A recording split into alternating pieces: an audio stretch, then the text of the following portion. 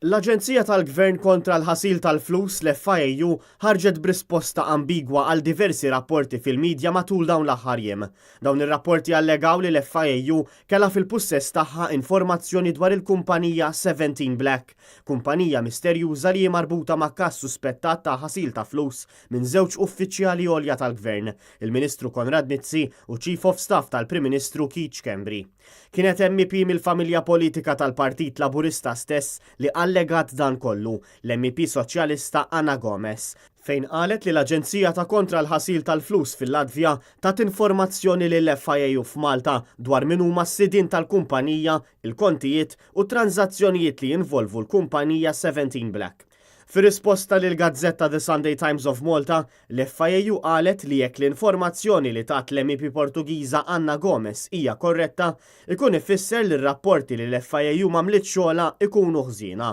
F'dak li ġie żvelat xurilu fl-iskandlu internazzjonali li tebba isem pajjiżna, il-Panama Papers, ġew ippubblikati emails li jiġdu kif 17 Black kienet waħda minn żewġ kumpaniji li kienet ippjanata li se tgħaddi miljuni ta' flus li Chief of Staff tal-Prim Ministru Keith Schembri u l-Ministru Konrad Mizzi. Kienet l-MEP Anna Gomez li żvelat li l-FIU kienet ilha taf minnu s-sit tal-kumpanija 17 Black bil-kap tal-Partit Nazzjonalista Adrian Delija jgħid permezz ta' post fuq Twitter li l-Gvern għandu minnu fih jiġħad jew jikkonferma din l-informazzjoni għax in-nies għandhom dritt ikunu jafu l-verità.